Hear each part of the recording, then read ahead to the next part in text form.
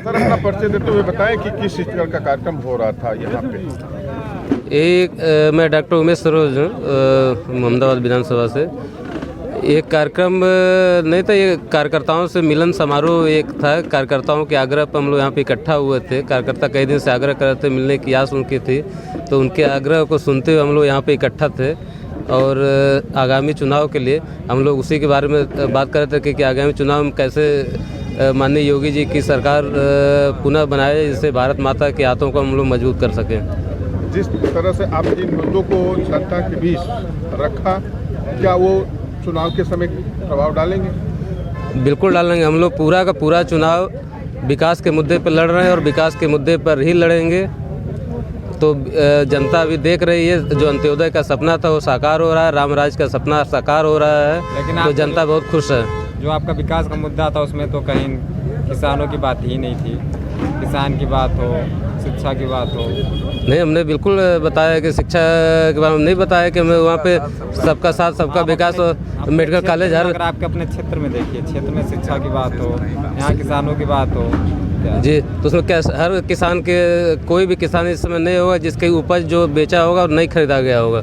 ये किसान जमीनी स्तर आपने नहीं किया, बड़े स्तर पर ऊपर तक बात की, लेकिन जो मूलभूत आवश्यकता होती है वो कार्यकर्ता हमारे कर रहे हैं और हम लोग आपस में वही सब चर्चा कर रहे थे। आप तो बस छोटी सी चीज़ जो हम लोग चर्चा की उसके छोटे पार्ट आप देखे हैं, बाकी चर्चा हम लोग ऑलरेडी कर चुके थे। इसके पहले श्री राम सोनकर भी थे, इसलिए जनता उनसे काफ़ी नाराज थी।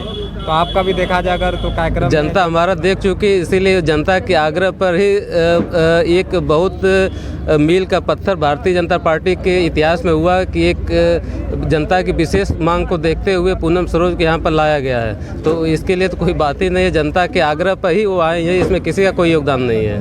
Thank you sir. कि ये कार्यक्रम का उद्देश्य और आपका क्या इनके तक जाने का कारण बना? छोटू प्रसाद नाम है और मैं यहाँ मोहम्मदाबाद गोहना विधानसभा से टिकट मांग रहा था, लेकिन टिकट पार्टी एक ही को देती है, मांगने वाले 20 होते हैं और जिनको दिया है उनके लिए स्वागत है। और उन्हीं के वोट देने के अपील के लेकर के हम आज चकिया में यहाँ उपस्थित हैं। क्या खास था कि उनको टिकट मिला? देखिए, पार्टी हमारी बहुजन समाज पार्टी या समाजवादी पार्टी नहीं है कि फैसला एक आदमी करता है।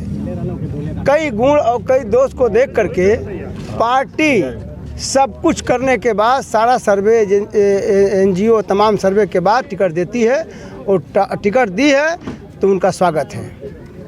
क्या उद्देश्य होगा, क्या मुद्दे होंगे, क्या जमीनी हकीकत पे आएंगे, उसके बारे में आप क्या कहना? देखिए, मोहम्मदाबाद गोहना नहीं, मोहम्मदाबाद गोहना की तो मैं बात कर ले रहा हूँ यहीं पर, लेकिन मोहम्मदाबाद गोहना के अलावा पूरे प्रदेश की मैं बात करना चाहता हूँ।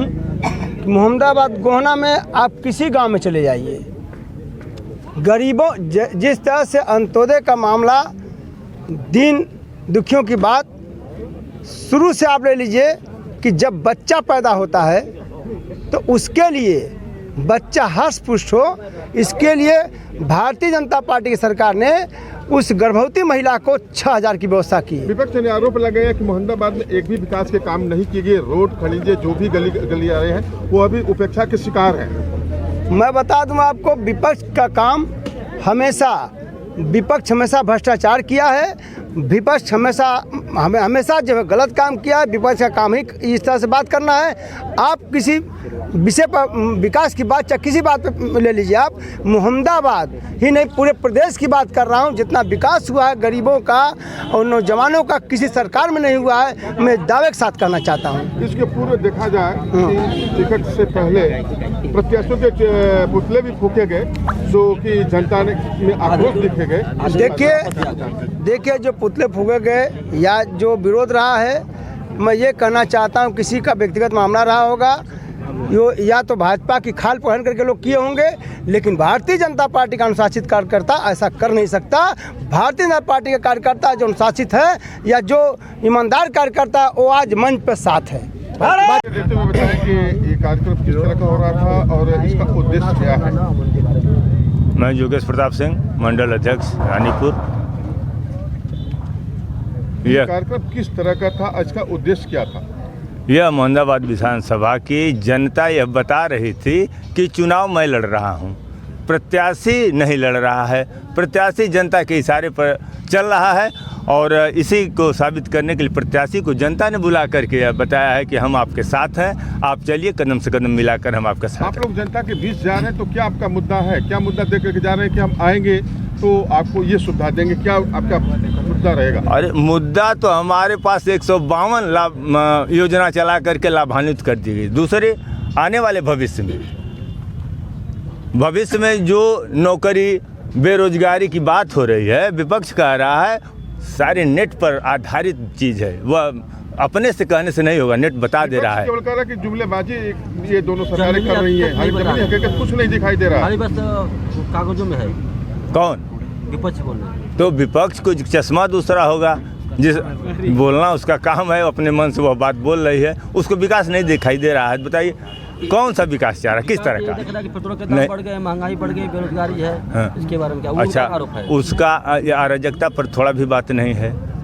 विकास की कड़ी में अगर कोई जनता यह कहती कि तेल बढ़ गया है और यह कहते, अब वह अपनी बात नहीं कर रहे हैं कि अराजकता बढ़ रही है, लोग चैन से हैं, जीडीपी हमारी क्या है, हम क्या कर रहे हैं, इस पर भी तो सोचिए। हमारी बताइए 6 लेन 4 लेन जो बने हैं, यह विकास की कड़ी में है कि नहीं? वो कहते हैं कि वो अखिलेश जी का प्रोजेक्ट था। अच्छा, अब यही नहीं पता कि अखिलेश का प्रोजेक्ट है कि किसका प्रोजेक्ट है। ताजमहल जब बना उसके पहले कोई सोचा रहा होगा, ईंट कोई रखा होगा, लेकिन जिसने बनवाया ताजमहल पर उसी का नाम हुआ ना। Thank you sir. परिचय देते हुए बताएं कि किस तरह का कार्यक्रम यहाँ पे?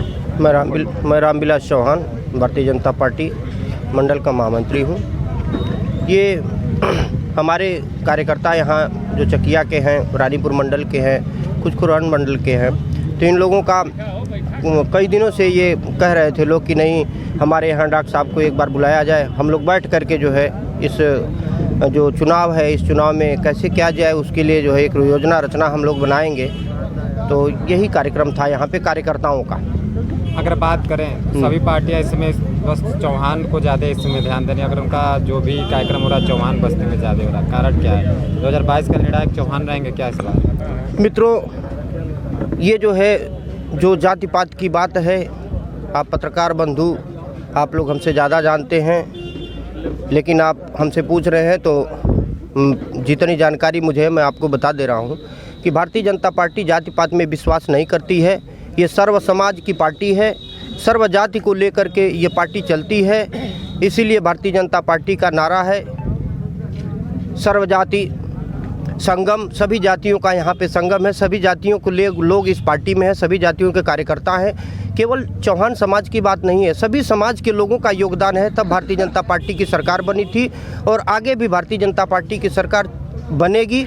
चौहान समाज की बात आपने किया है तो चौहान समाज पहले भी भारतीय जनता पार्टी के साथ 2017 में भी रहा है और आगे भी भारतीय जनता पार्टी के साथ जो है मजबूती से चौहान समाज खड़ा है। अगर बात कर रहे हैं तो एक चौहान तो पहले भारतीय जनता पार्टी के साथ था, लेकिन चुनाव आते ही निकल गए।